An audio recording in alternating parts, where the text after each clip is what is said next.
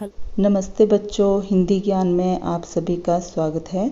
आज मैं आपके लिए जो वीडियो लेकर आई हूँ उसमें हम पढ़ेंगे उपसर्ग और मैं उम्मीद करती हूँ कि आपको ये आसानी से समझ में आ जाएंगे क्योंकि मैंने इसमें बहुत आसान तरीके से आपको समझाने की कोशिश की है। आप मेरे इस वीडियो को लाइक, सब्सक्राइब और शेयर अवश्य करें। तो चलिए हम सबसे पहले पढ़ते हैं उपसर्ग।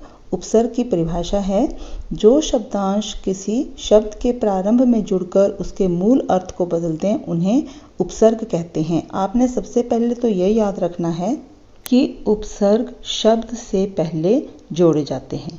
जो भी मूल शब्द होगा उससे पहले हम उपसर्ग लगाएंगे। उस उपसर्ग को शब्दांश भी कहा जाता है और उसे लगा करके हम एक नया शब्द बनाएंगे और जिसका अर्थ जो है उसमें परिवर्तन हो जाता है।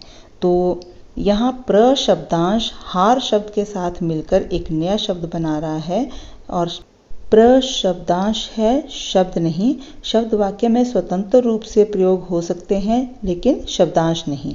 शब्दांश हम कहते हैं जो शब्द का छोटा अंश या छोटा भाग होता है। ठीक है, तो शब्दांश शब्द से पहले लगता है। जो शब्दांश शब्द से पहले लगता है उसे उपसर्ग कहा जाता है। ठीक है, तो मुझे उम्मीद है परिभाषा तो आपको समझ में आ गई होगी। चलिए आगे हम शब्द देखते हैं। तो मैं आपको सबसे पहले ये बता दूं कि उपसर्ग जितने भी होते हैं उन सब का अपना एक अर्थ होता है और ये मूल शब्द के साथ मिलकर के एक नया शब्द बनाते हैं। मैं जितने भी आपके लिए उपसर्ग लेकर के आई हूँ उन सब का अर्थ मैंने कोष्ठक में लिखा हुआ है। मैं जितने भी आपके लिए शब्द लेकर के आई हूँ उसमें से हम उपसर्ग और मूल शब्द को अलग करेंगे। ठीक है, तो चलिए शुरू करते हैं। अति, यहाँ पर इसका अर्थ है बहुत अधिक और यहाँ पर हमारे पास शब्द हैं अतिरिक्त, अति प्राचीन। अगर हम इसमें से अति उपसर्ग जो है उसको अलग करते हैं तो हमारे पास मूल शब्द रह जाता है रिक्त और प्राचीन। ठीक है, और ये नया शब्द बन करके है अतिरिक्त और अति प्राचीन। इसी तरह से अधि, अधिकार, अधिपति, अधिकरण, अधिशुल्क, अधिनायक, अधिवक्ता, इन सब में अगर हम अधि अलग कर देंगे तो अधि हमारे पास उपसर्ग है और बाकी जो रह गए ये शब्द। अनु, अनुभव, अनुरोध, अनुसार, अनुरूप, अनुशासन, अनुराग, अनुचर, अनुमान, अनुकूल, इन सब में भी अगर हम अनु को अलग कर देंगे तो अनु जो है वो उपसर्ग है और बाकी जो रह जाएंगे वो शब्द। उसके बाद है अप, अपकार, अपमान, अपवाद, अपकीर्ति, अपयश, अपव्यय, अपहरण। इसमें भी हम अप को अलग करेंगे। अप हमारे पास है उपसर्ग और बाकी जो कार, मान, वाद, ये सब जो है ये शब्द हैं और जब ये उपसर्ग के साथ मिल गए तो इन्होंने एक नया शब्द बना दिया। तो आगे चलते हैं। आगे है अभि, अभिमान, अभिभाषण, अभिमुख, अभिनव, अभिप्राय, अभिरक्षा, अभियोग, अभिज्ञान, अभिशाप। इसमें से सभी शब्दों में से हम अभी अलग करेंगे और प्लस करके अगर मान लिख दें, प्लस करके भाषण लिख दें तो एक नया शब्द बन जाएगा अभिमान, अभिभाषण। इस तरह से आप इनकी जो है वो अभ्यास इनका कर सकते हैं। आगे है अवमूल्यन, अवनति, अवगुण, अवशेष। तो अव जो है वो उपसर्ग है और बाकी जो रह जाएंगे वो शब्द। आ उपसर्ग है और इसके शब्द हैं आकंठ, आकर्षण, आगमन, आदान, आरक्षण, आक्रमण, आचरण।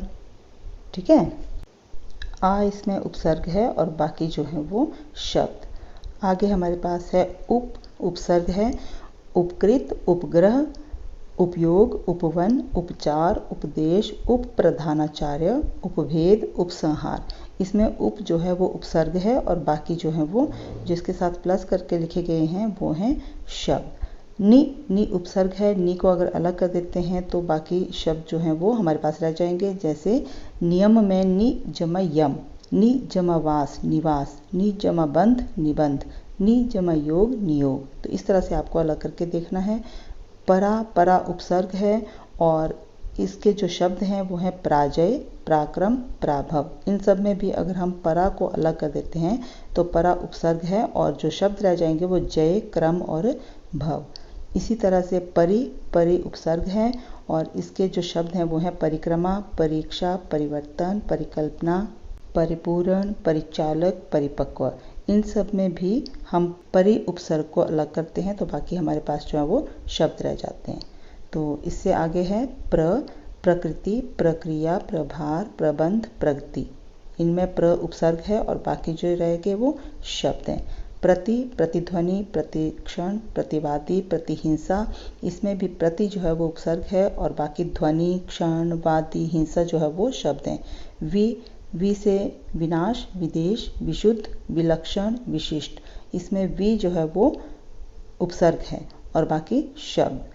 सु उपसर्ग है। सु से बनते हैं नए शब्द और सुगम, सुनयन, सुदूर, सुशील, सुपात्र, सुकर्म, सुपुत्र।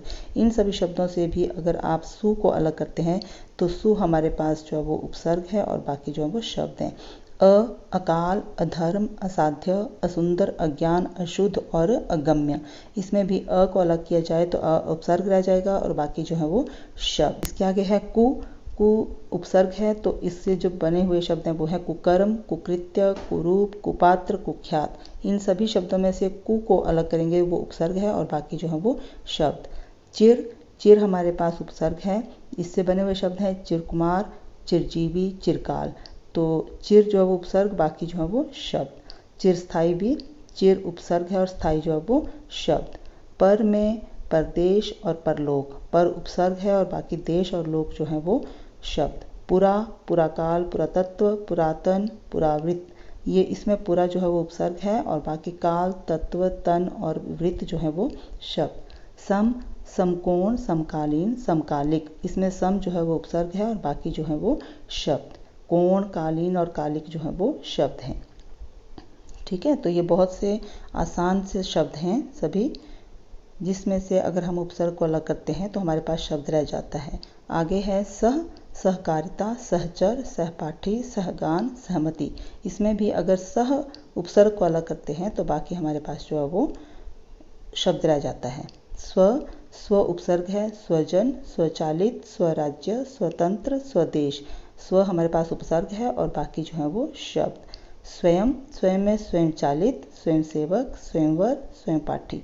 तो इसमें भी स्वयं जो है वो उपसर्ग है और बाकी जो है वो शब्द।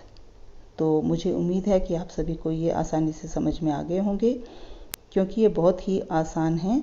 इनमें से आप उपसर्ग अलग कर दो और शब्द को अलग कर दो और जब इन दोनों को जोड़ेंगे तो एक नया शब्द आपके सामने प्रस्तुत होगा। ठीक है, उम्मीद है आप सभी को ये समझ में आ गए होंगे। धन्यवाद।